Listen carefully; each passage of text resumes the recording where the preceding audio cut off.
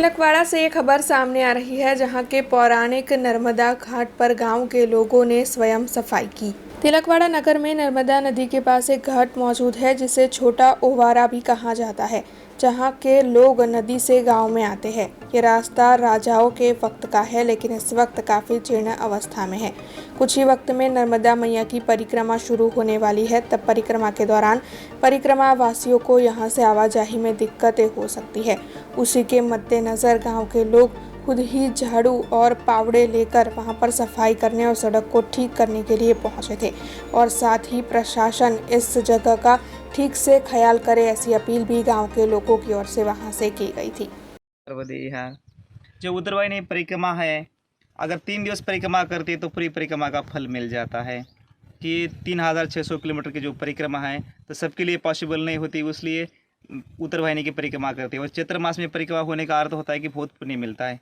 और ये अभी मांगरोल से आकर तिलकवाड़ा से पूरा करते हैं तो तिलकेश्वर महादेव भी आता है। इसमें 8 तीर्थ है तिलकवाड़ा में, लेकिन कई लोगों को पता नहीं, इसलिए वो शॉर्टकट मार्ग जाते हैं। तो अब यहाँ से अगर परिक्रमा करोगे तो सारे तीर्थों का दर्शन हो जाएगा। प्राचीन तीर्थस्थलों का महात्म्य स्कंद पुराण में लिखा गया है।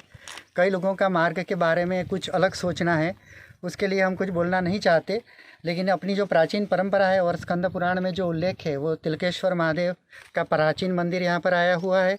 सप्तमातृका का मंदिर है। अहल्या उद्धार के बाद राम जी जो सप्तमातृकाओं को गौतम ऋषि के पास भेजा था, उनका आश्रम भी यहाँ था। गौतमेश्वर महादेव तिलकवाड़ा में आए हुए हैं। तिलकेश्वर महादेव हैं जहाँ तिल चढ़ाया जाता है। तिलक राजा के नाम से प्रख्यात था, तो इसी वजह से उसको तिलकेश्वर महादेव बोलते हैं।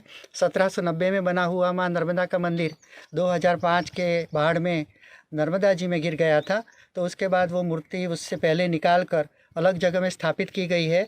वो 232 साल पुरानी माँ नर्मदा की मूर्ति पर यहीं पर है, जिसे नर्मदा मंदिर नाम से जाना जाता है, जो बस स्टैंड के पास नर्मदा तट के पास आई हुई है। लेकिन भक्तों को जो दर्शन से वंचित रह जाते हैं, उनको हमारा बोलना है कि ये तीर्थ से होकर आप यदि आएंगे तो आपकी जो नर्मदा परिक्रमा उत्तरवाहिनी है, जो कि चैत्र महीने में की जाती है, और उसको करने से पूरी परिक्रमा का फल मिलता है, उसका संपूर्ण फल प्राप्त होगा। अनेक पुराणों में, नर्मदा पुराण में, वायु पुराण में, कई जगह में इसका उल्लेख है। तो इसी वजह से हम बोल रहे हैं कि इसके लिए सब भक्त लोग और जो सरकारी तंत्र है वो भी इसके लिए उचित कदम उठाए और उसके बारे में कुछ करे। अब खबरों से लगातार अपडेट रहना हुआ आसान। BRG न्यूज आपके मोबाइल स्क्रीन पर। आज ही BRG न्यूज की mobile app Google play store और ऐप स्टोर से डाउनलोड करें और खबरों से लगातार जुड़े रहें।